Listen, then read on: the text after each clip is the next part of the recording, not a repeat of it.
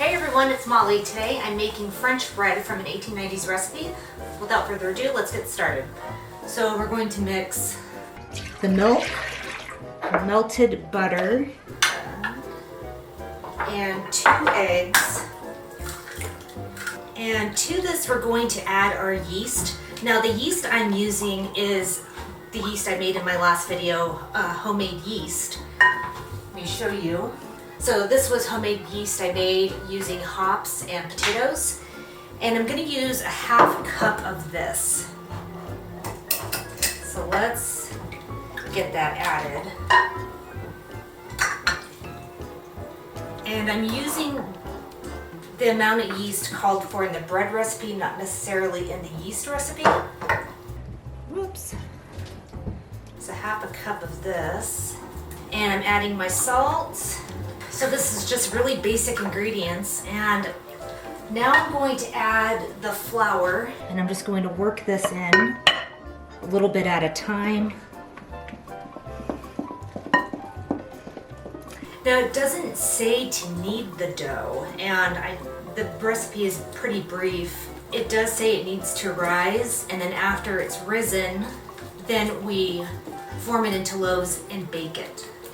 But it doesn't say what temperature the oven should be. So, and you might need, it calls for 2 quarts of flour. You might need more or less flour depending on how you measured it.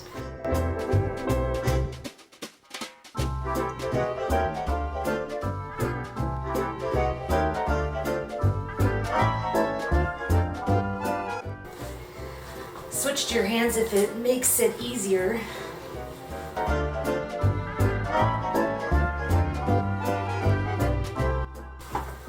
So I got all the dough mixed in, aside for about maybe half a cup. Couldn't get that in, but that's okay. So next thing we want to do is we want to let this rise. So let me grab a bowl. So I have a large bowl. I'm going to spray it with cooking spray.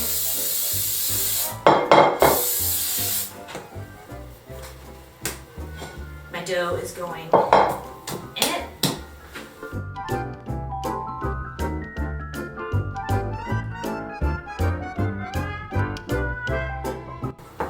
Okay, so my dough has risen, and I had to go back and add an extra half cup of the yeast starter to it and a little bit of flour to make it more workable, because after 2 hours it wasn't rising. So it's after the addition of the extra yeast, it has risen really well. So now the recipe says to turn this out, make it into 2 large loaves, and then bake. It doesn't say how hot the oven should be. Obviously, this is before we have conventional ovens. It doesn't even say how warm the oven should be. So what I'm going to do is I'm going to split my dough in half. And I'm going to attempt to make a loaf here.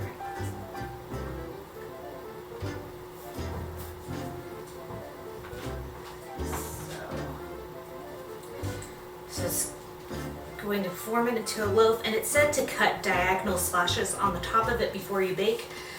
But I think I'm going to let these rise again. It doesn't mention a second rise, but it says bake like any bread. And so with a lot of breads, you let it rise again. There's a little bit of stuff on that. So what I'm going to do is I'm going to grease some plastic wrap. I'm going to cover these with the greased plastic wrap, and I'm going to let them rise, not until they're double in bulk, but just until they're a little bit bigger. And then we'll cut the slashes in the top, and I think I'm going to bake them in a 375-degree Fahrenheit oven.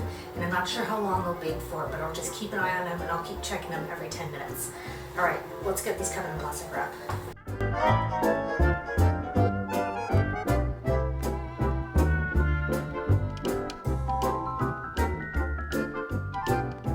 Okay, these have risen pretty well, so I'm going to take off the plastic wrap, and I'm just going to cut some slashes in the top. I think there's actually a tool that's meant for doing this, but I don't own it. So here it goes. My oven is preheated to 375 degrees Fahrenheit. We're going to see how that goes. And okay, these in.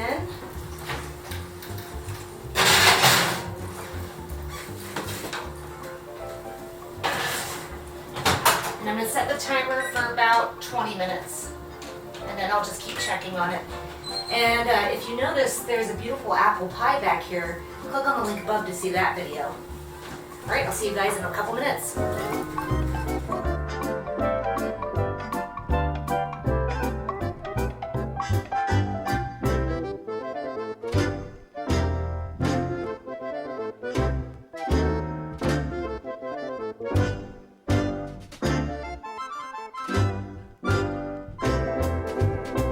Hot and steamy, right out the oven. That's some pretty fluffy bread.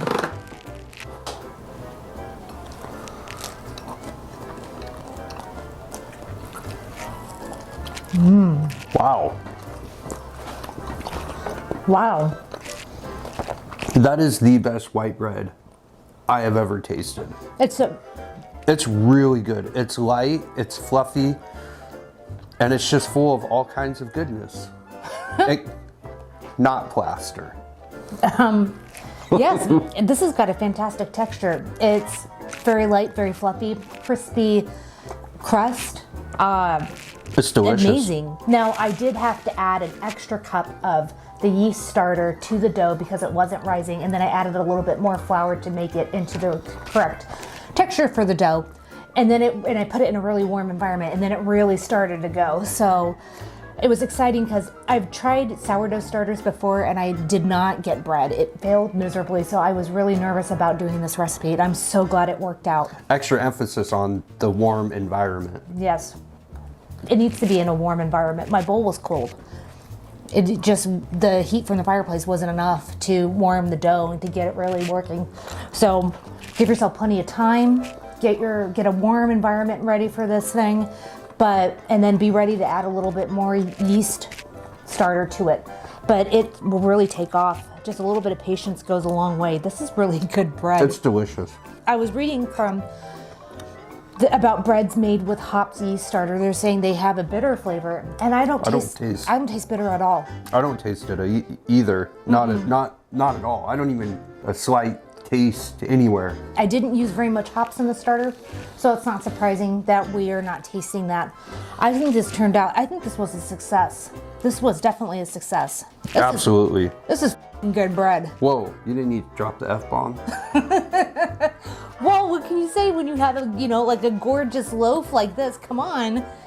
I'm proud of this. If you're a baker and you have a success with something that you've never had a success before, there's a certain feeling that goes along with that. And I'm gonna take this home.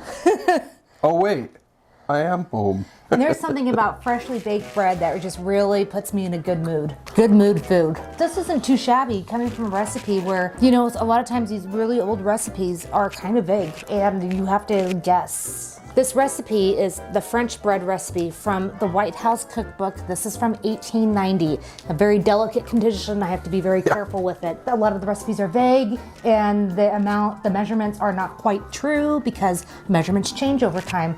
And a lot of times they measure things, in coffee cup bowls or teacup bowls. It's a little vague, so I'm just really impressed that we had this kind of success. If you do make it and you feel you need a little bit of help, feel free to leave us a comment and Molly will definitely get back to you and help you in any way she can. Well, if you like this content and you would like to see more recipes like this, then please subscribe and hit the like button.